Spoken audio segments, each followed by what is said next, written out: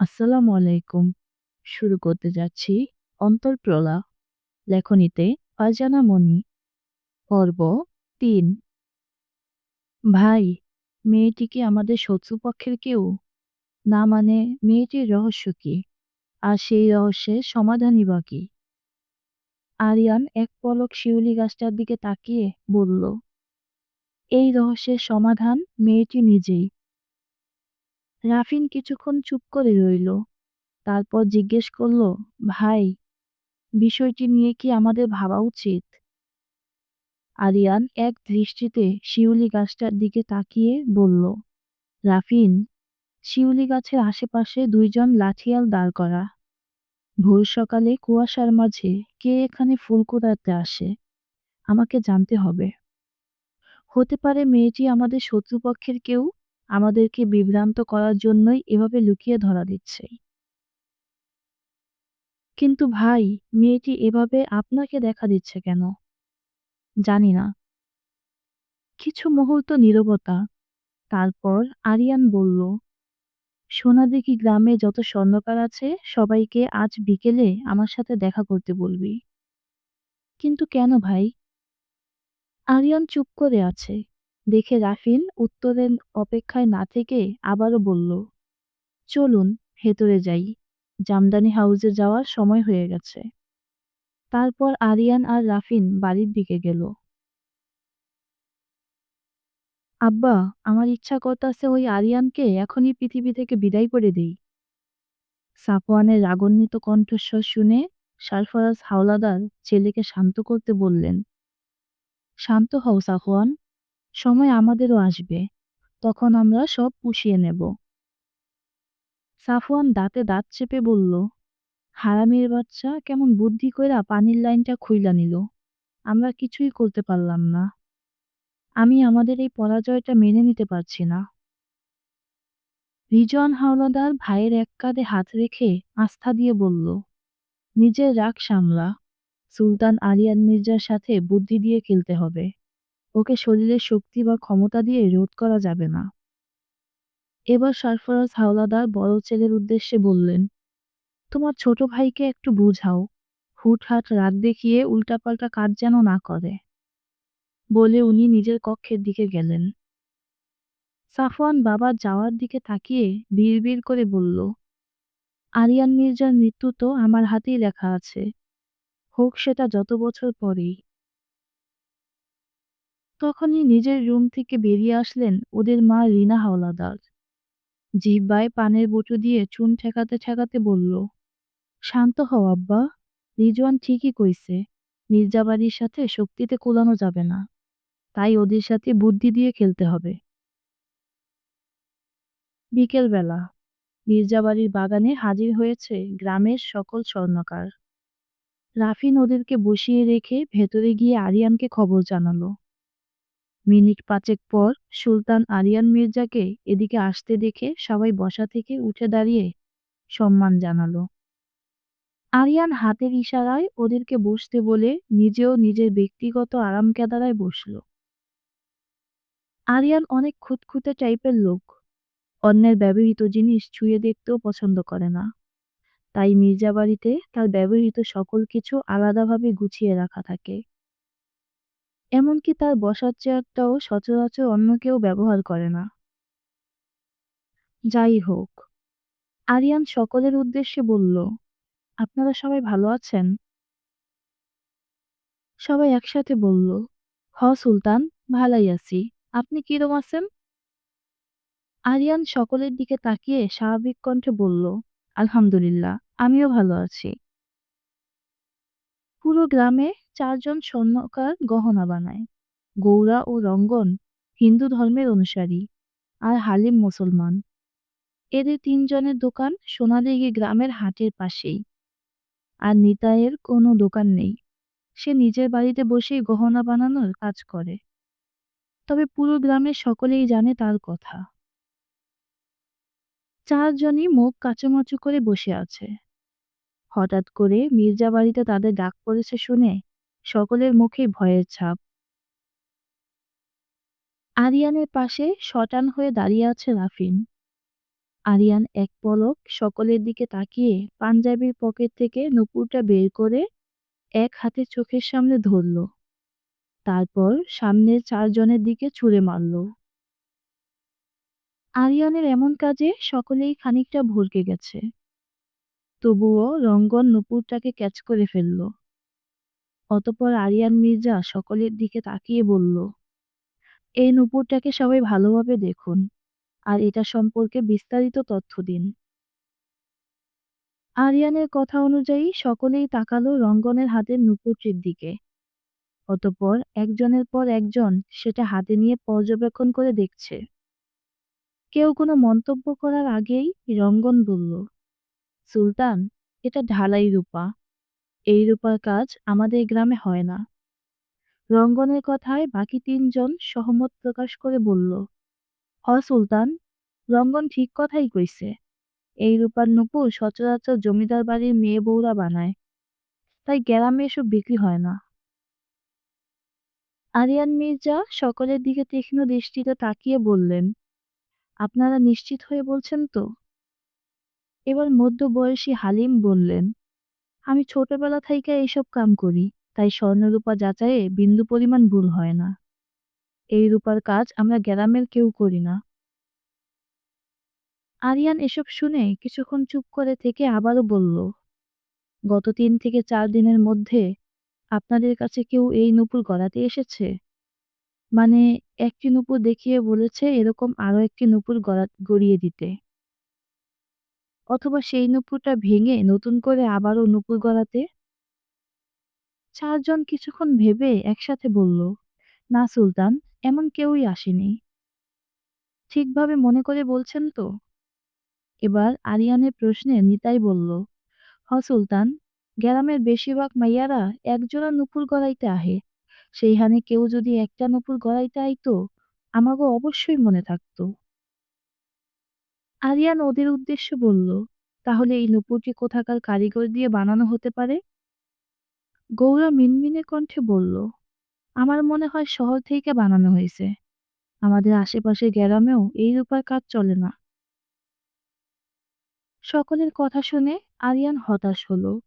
যদিও মেয়েটাকে গ্রামে দেখেছে, তাহলে তার নূপুর শহরে কি করে বানানো হতে পারে? এই গ্রাম থেকে হাতে গোনা কয়েকজনের শহরে আসা যাওয়া হয়, তবে তাদের কারোই যুবতী বয়সে মেয়ে নেই। ব্যবসায়িক ক্ষেত্রে তাদের সাথে কম বেশি আরিয়ানের যোগাযোগ হয়, তাই সেই সব লোকদের তথ্য তার ভালোভাবেই জানা। আরিয়ান সকলের আড়ালে একটা দীর্ঘশ্বাস ফেলে সামনে তাকিয়ে বলল, নূপুরটাকে প্রয়োজনে আরো একবার দেখে যান। যদি এই জোড়ার আরেকটা নূপুর কেউ বানাতে আসে, অবশ্যই আমাকে খবর জানাবেন। ওর কথায় সকলেই সম্মতি জানালো। অতঃপর আরিয়ান উঠে দাঁড়িয়ে রাফিনের দিকে তাকিয়ে আদেশের স্বরে বলল, রাফিন, ওদের কিছু টাকা দিয়ে দে। বলেই চিন্তিত মুখে আরিয়ান হাঁটল অন্দরমহলের দিকে। অন্দরমহলে প্রবেশ করেও সে নিজের কক্ষে গেল না, চুপচাপ উঠে এলো বাড়ির ছাদে। মির্জা বাড়ির ছাদের এক কর্নারে বাহারি প্রকৃতির কবুতরের বসবাস। আরিয়ান শখ করে কবুতর পোষে। তার শখের পোষা কবুতরগুলোকে দেখার জন্য আলাদা একজন লোক রয়েছে। সে হলো মতিনের মা। যেহেতু অন্দরমহলের ভেতর দিয়ে ছাদে উঠতে হয়, তাই কোনো পুরুষ রাখেনি। মতিনের মার একমাত্র দায়িত্ব কবুতরের খোপগুলোকে পরিষ্কার রাখা এবং কবুতরগুলোকে একটু পর পর খাবার দেওয়া। আরিয়ানের কবুতরগুলো সহজে হারায় না। তারা সারাদিন যত দূরেই উড়ে যাক না কেন, দিন শেষে নিরে ফিরে আসে। এমনকি তাদের সাথে প্রতিদিন আরো 2-3টা কবুতর নিয়ে আসে। কারণ পুরো সোনাদিঘি গ্রামের সকল কবুতররাই জানে মির্জাবাড়ির ছাদে বেহিসাবি খাবার পাওয়া যায়।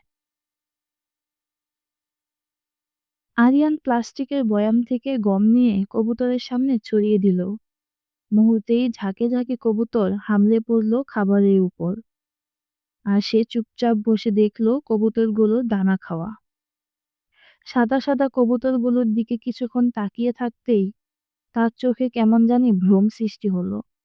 আরিয়ানের মনে হচ্ছে শুভ্র রঙের শাড়ি পরে সেই মেয়েটি ফুল কুড়াচ্ছে, তবে এখনো মেয়েটির চেহারা দেখা যাচ্ছে না। হঠাৎই তার পোষা কবুতরের মধ্যে সবচেয়ে প্রিয় কবুতর বাদশা উড়ে এসে কাঁধে বসল। কাঁধে বসে বাদশার ডানা ঝাপটানিতে আরিয়ানের হুঁশ ফিরল। সামনে তাকিয়ে দেখল কোনো মেয়ে নেই, তার কবুতরগুলো আনন্দের সাথে দানা খাচ্ছে। আরিয়ান আনমনেই মৃদু হাসল। তারপর বাদশাকে নিজের হাতে বসিয়ে আস্তে আস্তে বলল, জানিস বাদশা, তোর মতোই সুন্দরী একটা মেয়েকে দেখেছি। মেয়েটা দুইবার দেখা দিয়ে কোথায় যে পালিয়ে গেল, তাকে আর খুঁজেই পাচ্ছি না। তবে মেয়েটা আমাকে খুব জ্বালাতন করছে, না চাইতেও চোখের পাতায় ভেসে উঠছে, আমার কল্পনাতে বহুরূপে ধরা দিচ্ছে। কোথায় আছে এই রহস্যময়ী? ওকে যে আমাকে খুঁজতেই হবে। বাদশা কি বুঝলো কে জানে, ঘন ঘন ডানা ঝাপটে বাকবাকুম বাকবাকুম শব্দ করল। বাদশাকে আরিয়ানের ভীষণ পছন্দ। কেন জানি মনে হয় বাদশা তার সকল কথাই বোঝে। তাই তো পুরো কথা শুনে আবারও প্রতিক্রিয়া দেখায়। আরিয়ান ওর নরম পালকে হাত বুলিয়ে আদর করে দিল, আর বাদশা মাথা নিচের দিকে ঝুঁকে চুপটি করে রইল। বাদশা একটি কবুতর হলেও আরিয়ান তাকে বেশ ভালোভাবে পোষ মানিয়েছে। আর বাদশার একটি বিশেষ গুণ হলো, ওকে যদি আরিয়ান কোনো স্থানে নিয়ে যায় এবং সেখান থেকে বিশেষ কিছু ওকে দেখায়, তাহলে পরবর্তীতে এই জিনিসটা আবারও দেখলে বাদশা সহজেই বুঝতে পারে সেখানে যেতে হবে। আর এত সুন্দর গুণটির জন্যই বাদশা সকল কবুতর থেকে আলাদা আদর যত্ন পায় আরিয়ানের থেকে। আর আরিয়ান ওর এই বাহাদুরির জন্যই নাম দিয়েছে বাদশা। এত ভাবনা চিন্তার মধ্যে সময় যে কিভাবে কেটে গেল আরিয়ান বুঝতেই পারল না। রাত যখন ৯টা বেজে ৩০, তখন আরিফ এসে বড় ভাইকে ছাদ থেকে রাতের আহারের জন্য নিচে ডেকে নিয়ে গেল। নিচে নেমে দেখল খাবার টেবিলে মোটামুটি সকল পুরুষরাই উপস্থিত। আরিয়ান প্রতিদিনের মতো তার চির অভ্যেসগত চেয়ারটিতে গিয়ে বসল। তার এক পাশে আরিফ, আরেক পাশে আকাশ। আকাশের পাশে বসেছে বাড়ির ৩ কর্তা, তারপর বসেছে রাফিন। তাদের খাবার পরিবেশন করে দিচ্ছে বাড়ির ৩ কর্তি। আরিয়ান আকাশ ও আরিফের দিকে তাকিয়ে বলল, জামদানি হাউসে সব ঠিকঠাক চলছে তো? আরিফ খেতে খেতে বলল, জি দাদা ভাই, সব ঠিক মতোই চলছে। আমি আগামী ২ দিনের জন্য শহরে যাচ্ছি। আশা করি আমার অনুপস্থিতিতে তোরা সুন্দরভাবে সবকিছু খেয়াল রাখবি। আরিফ ও আকাশ কিছু বলার আগেই আদনান মির্জা বললেন, হঠাৎ করে শহরে কেন যাইবেন আব্বা? কোনো সমস্যা হয়েছে কি? আরিয়ান বাবার দিকে তাকিয়ে বলল, না আব্বা, ব্যবসায়িক কিছু কারণে যেতে হবে। এবার ওর মেজ কাকা বললেন, তুই নিশ্চিন্তে যা, আরিফ আকাশ সবকিছু খেয়াল রাখবনে। কাকা, রূপনগরবাসী পানির লাইনটা আবার বন্ধ করছে কিনা খোঁজ নিয়েছিলেন? হ, নিছিলাম। আর বন্ধ করে নাই, ঠিকভাবে পানি পাইতেছে কৃষকরা। চোর দুটোর খবর কি? এখন পর্যন্ত তো ভালোভাবেই কাজ করতেছে, পরবর্তীতে কি হয় দেখা যাবে। ওদের উপর ভরসা করে এত নিশ্চিন্তে থাকা যাবে না কাকা। অন্য লাঠিয়ালদের সাথে ওরা গ্রাম পাহারা দিবে, আর ওদের দুটোকে পাহারা দেওয়ার জন্য গোপনে আরো একজন লাঠিয়াল নিয়োগ করুন। গ্রামের আর একটা মেয়েকেও হারাতে দেওয়া যাবে না। ঠিক আছে, কাইল কইয়া দিমুনে। খাওয়া শেষ হতেই আরিয়ান উঠে দাঁড়িয়ে রাফিনের উদ্দেশ্যে বলল, রাফিন, খানা শেষ হলে আমার কক্ষে আয়। রাফিন খাবারের লোকমা মুখে দিয়ে আস্তে করে বলল, আচ্ছা ভাই। গভীর রাত, প্রকৃতিতে আজ ঘোর অমাবস্যা। শীতও পড়েছে প্রচুর। শীতলক্ষ্যা নদীর পাড় ঘেঁষে হেঁটে যাচ্ছে আরিয়ান ও রাফিন। কুয়াশার কারণে নদীর এপার থেকে ওপার কিছুই দেখা যাচ্ছে না। আরিয়ানের মুখ হাজি রুমাল দিয়ে বাঁধা, সাদা পাঞ্জাবির উপর কালো শাল চাদর জড়িয়েছে। রাফিন মাফলার দিয়ে কান মাথা ঢেকে রেখেছে। কালো ফতুয়ার উপর কালো শাল চাদর জড়িয়েছে ছেলেটা। আমাবস্যার অন্ধকারে কালো শাল চাদর পরা এই ২ যুবককে আচমকা দেখলে যে কেউ ভয় পেয়ে যাবে। নদীর শীতল বাতাস শীতের পরিমাণ যেন আরো ৩ গুণ বাড়িয়ে দিয়েছে। রাফিন শীতের তোপে মুখে হু হু শব্দ করে বলল, ভাই, কালকে যাইবেন শহরে, আজকে রাতে এভাবে গ্রামে বাহির হওয়ার কি ছিল? আরিয়ান কোনো উত্তর দিল না, চুপচাপ নদীর দিকে চেয়ে হাঁটছে। হঠাৎ আরিয়ান দাঁড়িয়ে পড়ল। সেটা দেখে রাফিন আরিয়ানের নজর বরাবর তাকালো নদীর দিকে। অনেকক্ষণ পর পর একটা দুইটা ট্রলার যাচ্ছে নদী দিয়ে। তবে একটা ট্রলার ওদের থেকে অনেকটা কাছাকাছি বন্ধ অবস্থায় আছে। সেখানে কোনো মানুষ আছে কিনা বোঝা যাচ্ছে না। ওরা হঠাৎই খেয়াল করলো পানির উপর ভারী কিছু ফেলার শব্দ হলো। তাছাড়া অন্ধকারে ট্রলারে কালো ছায়ার মতো কিছু দেখা যাচ্ছে। রাফিন আরিয়ানের দিকে তাকিয়ে ফিসফিসিয়ে বলল, ভাই, এটা কিসের শব্দ হলো? আর এই ছায়াগুলো কিসের? আরিয়ান নিজেও এবার ফিসফিসিয়ে জবাব দিল, সাথে ছুরি আনতে বলেছিলাম, এনেছিস? হ্যাঁ ভাই, আনছি। প্রস্তুত থাক, যে কোনো সময় সেটা কাজে লাগাতে হতে পারে। আরিয়ানের ঠান্ডা কণ্ঠস্বর শুনে রাফিনের সারা শরীরে কেমন জানি কাঁটা দিয়ে উঠল। তবুও সে কোমরের পিছন থেকে ছুরিটা বের করে শালের নিচেই শক্ত করে চেপে ধরল। আরিয়ান তাকে সকল রকমের প্রশিক্ষণই দিয়েছে, তবে সচরাচর এগুলো অ্যাপ্লাই করা খুব কম হয়। কারণ যেখানে আরিয়ান ভাই সাথে যায় সবকিছুই সে একাই সামলে নেয়। তবুও আত্মরক্ষার জন্য রাফিনকে নিজের সাথে অস্ত্র রাখতে হয়। রাফিন কিছু বুঝে ওঠার আগেই আরিয়ান কয়েক কদম এগিয়ে গিয়ে একটা মাঝারি সাইজের ছুরি ট্রলারের দিকে নিশানা বরাবর ছুঁড়ে মারল। সঙ্গে সঙ্গে একটা পুরুষ অবয়ব মৃদু চিৎকার করে পানিতে পড়ে গেল। আরিয়ানদের উপস্থিতি ট্রলারের লোকগুলো বুঝতে পেরে সঙ্গে সঙ্গে ট্রলার স্টার্ট দিল আর পানিতে পড়ে থাকা লোকটাকে রেখেই চলে যায়। আরিয়ান আর রাফিন দেরি করল না। বাতাসের গতিতে নিজেদের শরীরের চাদরটা মাটিতে ফেলে ঝাঁপ দেয় পানিতে। সাঁতার কেটে একটু সামনে যেতেই দেখলো লোকটা আঘাতের কারণে সাঁতার কেটে পাড়ে আসতে পারছে না। তবে এখনো বেঁচে আছে, পানিতে হাবুডুবু খাচ্ছে। তার পাশেই ভাসছে একটা সাদা বস্তা। আরিয়ান বুঝলো একটু আগে এই বস্তাটাই পানিতে ফেলা হয়েছে। এই লোকটা থেকেই সকল খবরাখবর পাওয়া যাবে ভেবে আরিয়ান লোকটাকে কলার চেপে পাড়ে তোলার চেষ্টা করলো। আরিয়ান রাফিনকে বলল বস্তাটা নিয়ে আসতে, কিন্তু নদীর পাড়ের কাছাকাছি আসতেই আরিয়ান শুনতে পেল লোকটা হাসছে। অন্ধকারে লোকটির সাদা দাঁতগুলো স্পষ্ট দেখা যাচ্ছে।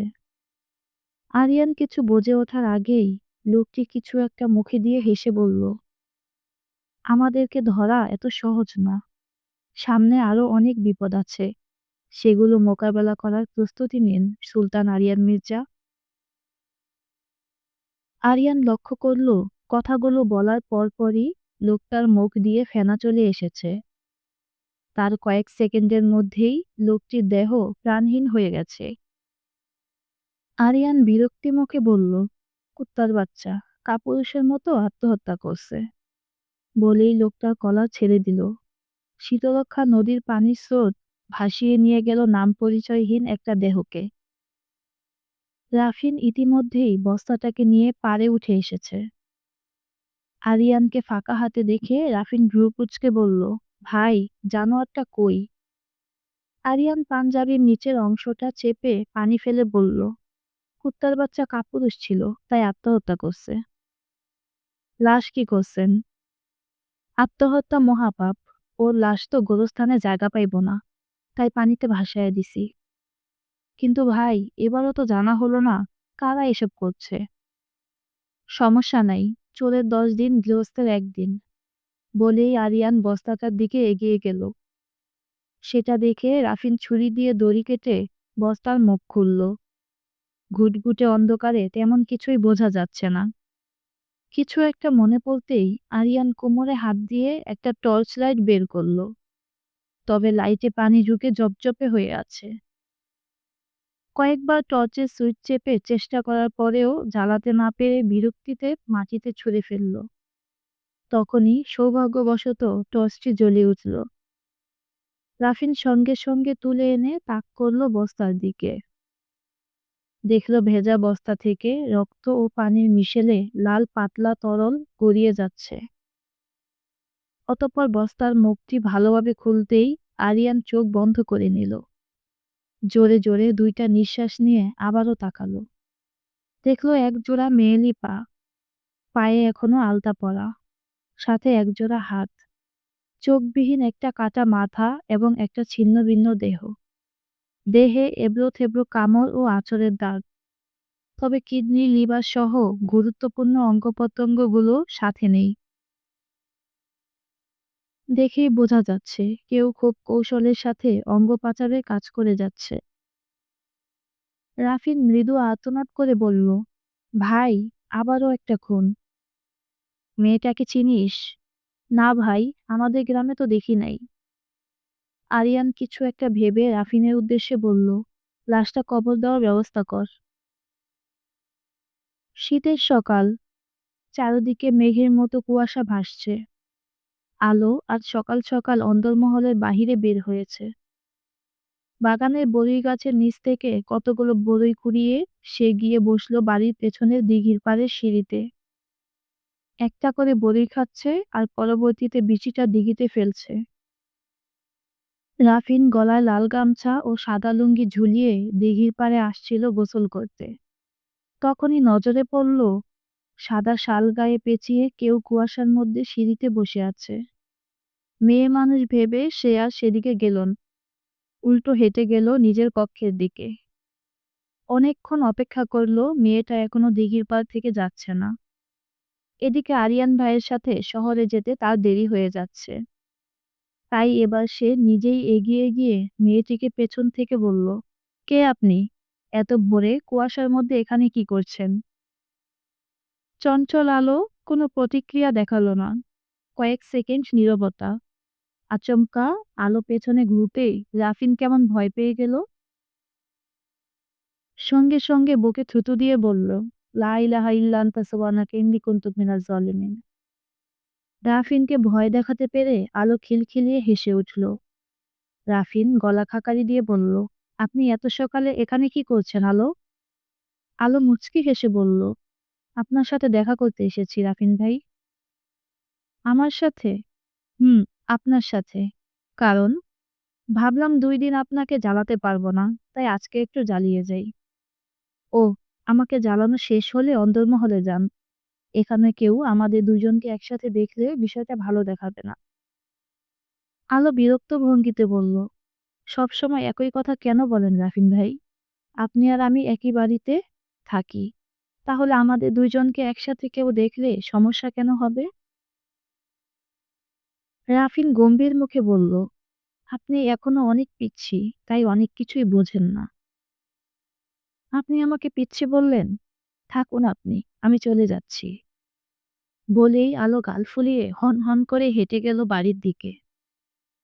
রাফিন লুঙ্গি গামছা শুকনো সিঁড়িতে রেখে দিঘিতে নামতে নামতে মুচকি হাসল। অতঃপর অস্পষ্ট কণ্ঠে বলল, বোকা চড়ুই। বেলা 2টা। একটু আগেই 4 জন দেহরক্ষী সহ আরিয়ান ও রাফিন ঢাকায় এসেছে। ঢাকায় আরিয়ানের নিজস্ব বাড়ি আছে। সে যতবার ঢাকায় আসে ততবার নিজের বাড়িতেই ওঠে। এখানকার সকল কিছু দেখাশোনার জন্য রয়েছে একজন বিশ্বস্ত কেয়ারটেকার। আরিয়ান এখানে আসলে রান্না বান্না সহ সকল আয়োজন সেই করে। আরিয়ান ও রাফিন দুপুরের আহার শেষে বেরিয়ে পড়ল শহরের নানান স্বর্ণকারের দোকানে।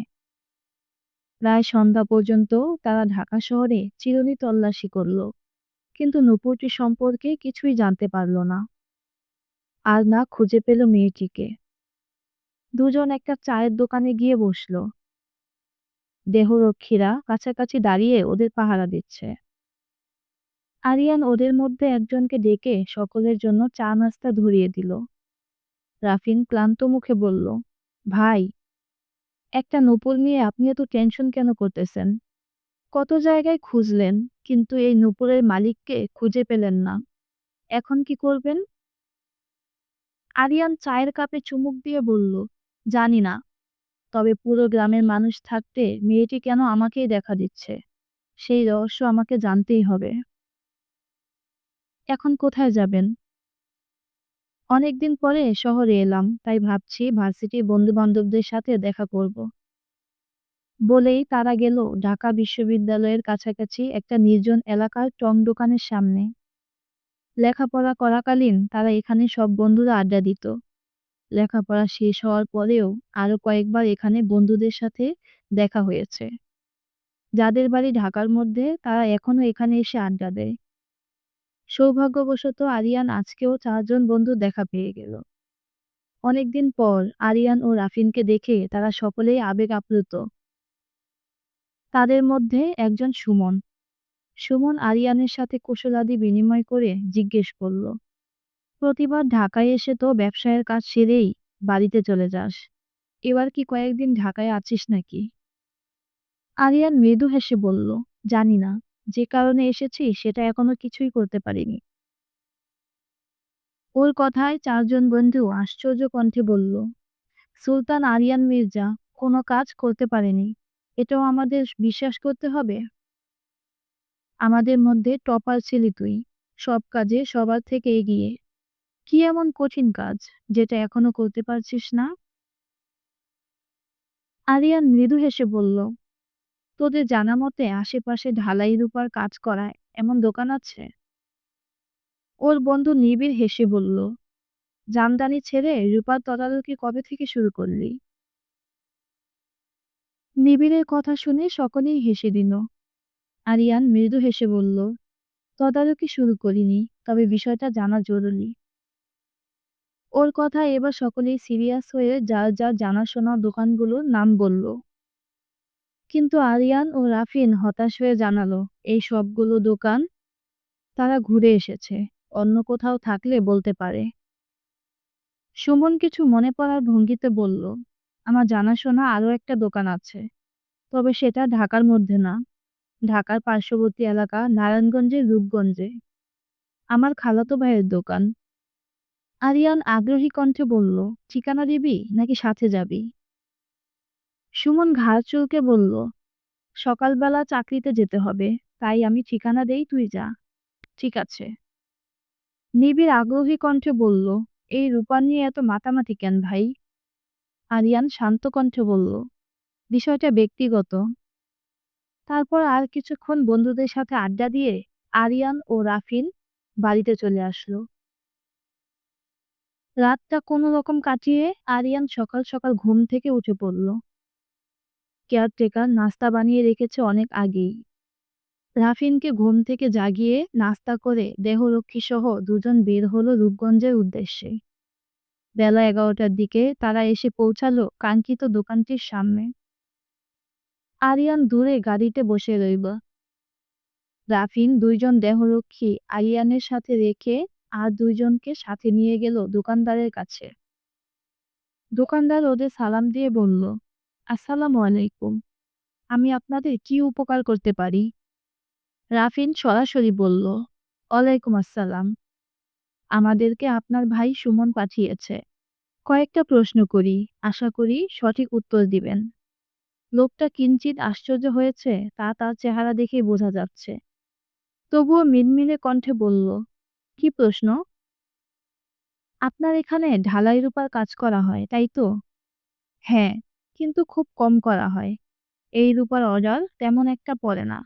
মাসে ৬ মাসে ২-৪ জোড়া হয় আর কি। ওহ!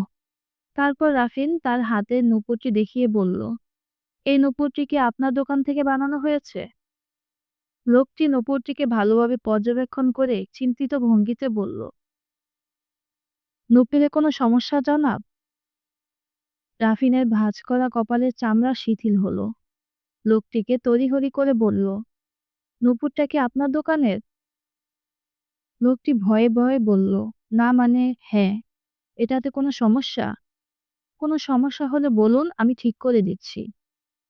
আপনি ভয় পাবেন না, আপনাকে আমরা কিছুই বলবো না। তবে ৫ মিনিটের জন্য দোকান বন্ধ করে আমাদের সাথে চলুন। আমাদের বড় ভাই আপনার সাথে কথা বলবে। লোকটি ভয়ে থরথর করে কেঁপে বলল, আমি তো রূপায় নকল কিছু মেশাই না জনাব। আমার ছোট ২টা পোলামাইয়া আছে।